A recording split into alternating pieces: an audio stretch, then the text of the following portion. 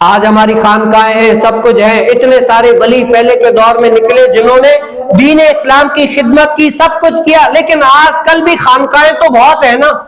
آپ دنیا، پاکستان ہی نہیں بلکہ دنیا کا سروے کریں، کتنی ساری خانقاہیں نکلیں گی اللہ رب العالمین کے نیک بندوں کی، لیکن بتاؤ ان خانقاہوں سے دین کیوں نہیں آگے پھیل رہا؟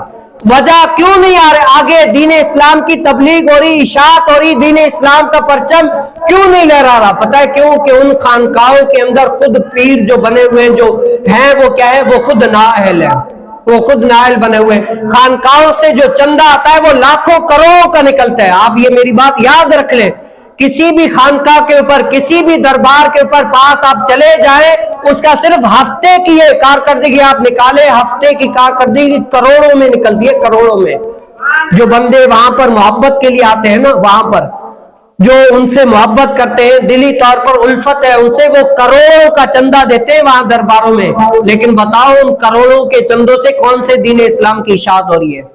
کون سے دین اسلام کے احکام آگے پھیل رہے ہیں؟ کون سے مدرسے مدارس بن رہے ہیں؟ وہ تو سارے جو کروڑوں چندہ آ رہے ہیں وہ تو سارے اوقاف والے لے جاتے ہیں، جو اوقاف میں بیٹھے ہوتے ہیں داڑھی منڈے، جو دین اسلام کے شرعی طور پر خلاف کر رہے ہوتے ہیں، جس سے اہل سنت بدنام ہو رہی ہوتی ہے۔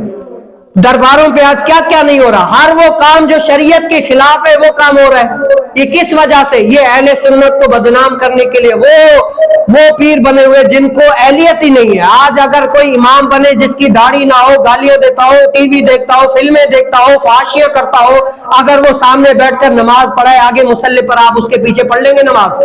آپ کبھی نہیں پڑھیں گے، کہیں گے پہلے اپنے آپ کو درست کرو، پہلے اپنے آپ کو درست کر کے آؤ، نماز پہ ڈھال کے آؤ، بعد میں آنا نماز پہ کھڑے ہونے کے لیے۔ تو یہی ہے آج جو درباروں پر ہوتا ہے نا، یہ اگر درباروں سے دین اسلام کی اشاعت زیادہ ہو سکتی تھی مسجد و مدرسے سے، کیونکہ لوگ مسجد و مدرسے کی طرف زیادہ آتے ہیں، مسجد و مدرسے کے مقابلے میں درباروں کے اوپر زیادہ آتے ہیں، وہاں پر عقیدت ہوتی ہے، لیکن وہاں پر کیا دین اسلام کے خلاف کام ہو رہا ہے؟ کیوں؟ دین اسلام کی تعلیم نہیں ہے۔ جو پہلے کے لوگ کر گئے وہ آج تک ہے، جو نہیں کر کے گئے، جو کر کے گئے جو اب ہے، وہ انہوں نے اپنا نام خراب کر دیا۔ یہ سب کچھ ان کی وجہ سے، ورنہ اعلیٰ حضرت آج کہتے ہیں نا بھئی اتنی ساری درباروں پہ آپ اتنی ساری چادریں چڑھاتے ہیں، یہ وہ کیا دربار ان کو سردی وردی لگتی ہے؟ تو سنیں امام علیہ سنت اعلیٰ حضرت رحمت اللہ تعالی علیہ نے یہ اپنے فداء رضویہ شریف میں موجود ہے، فرمایا کہ اگر کوئی دربار پر چادر چڑھاتا ہے نا، اتنی ساری ڈھیر چادریں چڑھاتا ہے، یہ حاجت نہیں ہے تمہاری ان چادروں کی، اس جو اللہ کا ولی ہے ان کو حاجت نہیں ہے اتنی چادروں کی۔ ہاں اگر چڑھانا ہی ہے تو ایک چادر چڑھائیں، کس لیے؟ کہ وہ قدر، وہ جو دربار ممتاز ہو جائے، دوسروں سے الگ ہو جائے، کہ یار یہ کسی عام بندے کی نہیں بلکہ اللہ تعالیٰ کے ولی کی ہے، دیکھنے کے اعتبار سے نمایاں لگے کہ یہ اللہ کے ولی کی ہے مزار۔ بس ایک چادر چڑھاؤ، اگر وہ نیو ہے تو دوسری چڑھانا جائز ہی نہیں ہے۔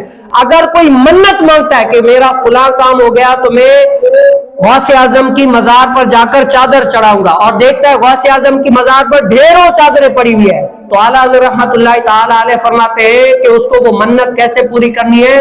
پھر بھی اس کو وہ چادر نہیں چڑھانی، چادر جتنے پیسے جو ہے نا کسی غریب کو دے دے، اس کی منت ادا ہو جائے گی، اس کی منت پوری ہو جائے گی۔ آج بتاؤ درباروں پر کیا ہو رہا ہے؟ آپ نے کبھی دیکھا کہ کتنی ساری چادریں ایک طرح سے چادریں آ رہی ہے، وہ ڈال رہے، پیچھے سے وہ پھر کھینچ کر وہی اسٹول پر رکھ رہے، وہ دوسرے آ رہے وہی سے خرید رہے، وہی ڈال رہے، وہ واپسی اٹھا رہے، واپسی دکان پر دے رہا ہے۔ اسی طرح یہ دھندا چل رہا ہے سالوں سال۔ کیا ہو رہا ہے؟ دین اسلام کا کیا کام ہو رہا ہے؟ یہ سب کچھ اگر ہمارے یہ مزار پر دین اسلام کی جس طرح شرعی طور پر درباروں پر یہ اپناتے، شرعی طور پر شرعی قانون کو مد نظر رکھتے، تو یہ جتنے سارے آتے نا لوگ دین اسلام کے محبت کرنے والے ہو جاتے ہیں، لیکن کیا ہے وہاں پر سجدے ہو رہے ہیں۔ دین اسلام کے جو ہر وہ کام جو شریعت کے خلاف ہے زیادہ تر آپ کو مزاروں پر نظر آئے گا۔ مرد عورت ساتھ بیٹھ کر نعت پڑھ رہے ہیں، میں نے خود دیکھا ہے، مرد عورت۔ اعلیٰ رحمت اللہ تعالی علیہ فرماتے ہیں کہ عورت کی آواز بھی عورت ہے، عورت کی آواز بھی عورت ہے، جس طرح عورت کا معنی یہ چھپانے والی چیز، عورت ہے چھپانے والی چیز، اسی طرح عورت کی آواز بھی عورت ہے۔ عورت بے پردہ مزار پر بھی نہیں جا سکتی، وہاں پر نعت پڑھنا کہاں سے جائز ہو گیا؟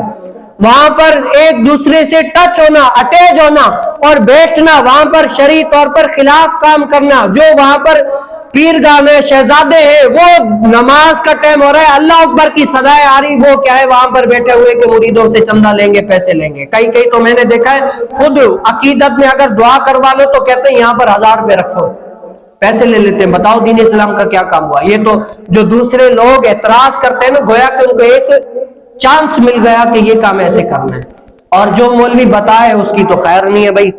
ये मौलवी वहाबी होगा, ये मौलवी देवबंदी होगा, ये मौलवी ऐसा हो गया, ये वैसा हो गया, दूसरी मर्तबा उसका ये यहां से बंद, वहां से बंद, लोग इससे नफरत करेंगे। जो मौलवी शरई तौर पर सही बताए। बताओ, मैंने कलमा अल्लाह उसके रसूल का पढ़ा है, ला इलाहा इल्लल्लाह मुहम्मदुर रसूलुल्लाह। मैंने कलमा किसका पढ़ा है? हर बंदे ने कलमा किसका पढ़ा है? अल्लाह उसके रसूल का। तबलीग भी किसी होगी? अल्लाह उसके रसूल की। पीर की किसी की तबलीग नहीं होगी।